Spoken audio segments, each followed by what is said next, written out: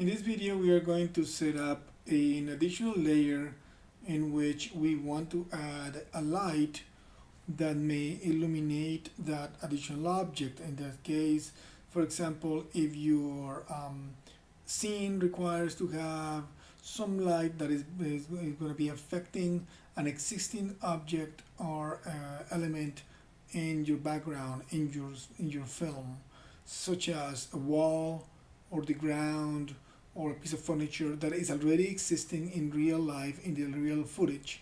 We just need to add CG light coming from, of course, a CG component of your scene. So for that, I have the scene that we used before, and in that scene, we have the original dinosaur that we worked with, so that we can see exactly the same example that we have. And I am going to create a new object that will allow me to illuminate light, and actually have already created it, which is this light. And I'm going to just very quickly test render that that light just to show you what it is doing, so that we understand what the idea is. So right now I have on the scene rendering just simply the light, and you can see the light being very bright right now. And in that light I have increased, I kept the color as white or an intensity 1, and I increased the exposure very high to 25. You can play with that, so you can decide how bright you want it to be in your scene. I can turn it down to a little bit less. I can also add a color temperature to it. Like right now this was very low to reddish. I can go even lower than that, so I can have a little more like a yellowish tone to it. Or you can not use that, and you can try to do the actual color light if you want to object to cast some sort of like a coloring light into your scene, and you can just manipulate it just to get the right result. So in this case, I'm going to just go with a light that gives me, I'm going to try to keep that pinkish tone to it, just to see it.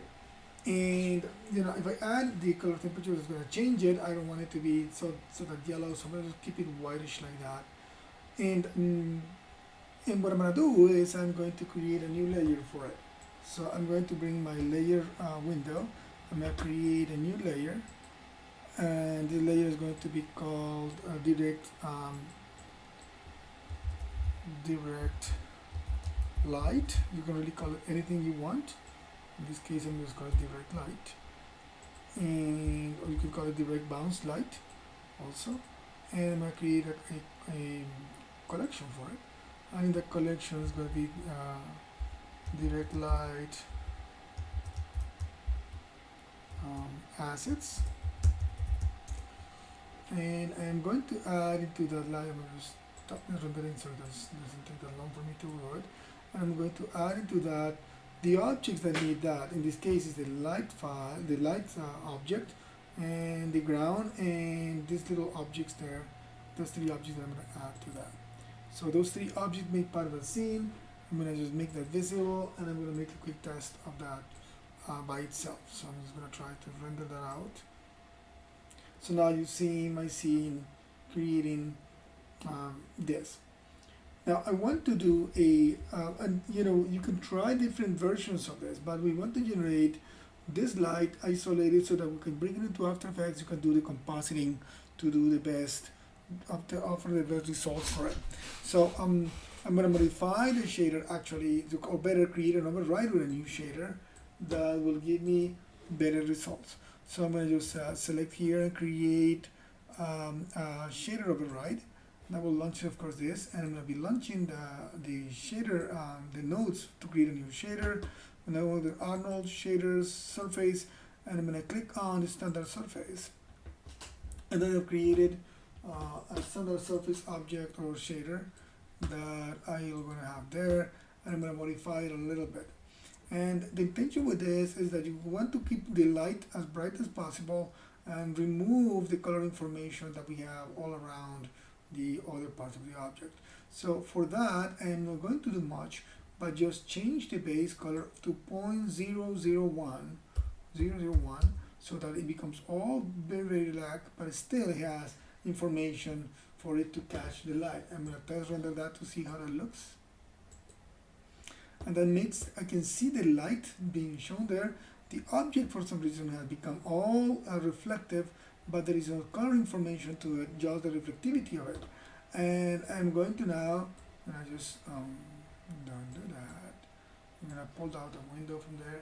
I'm gonna just go back and modify my shader one more time, and the shader I like modifying here. I'm going to modify the specularity of it so that it does not provide any reflectivity. Now, if I render that again, now I have generated just the color of the light that I want. And again, that color you can choose either by coloring or by putting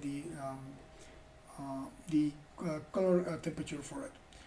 And I'm going to, you can render out the layer, of course, just the same way you render it out like with the other layers, nothing else. And for now, I'm going to, in this case, I'm going to render it out. I'm going to save it out just to bring the test into my Maya file, into my After Effects file. I'm sorry. So I just need to render it again. I just did, and just to have it right. And I'm going to just save out this image into my program. So I'm going to call this one Direct Bounce. And then I'm going to save it as a PNG. That way it has good quality with it. And if your character is going to be blocked by it, and it doesn't need to be in the scene, you can just use it like that. So I'm going to just save that. And I'm going to just go into my After Effects to continue this process.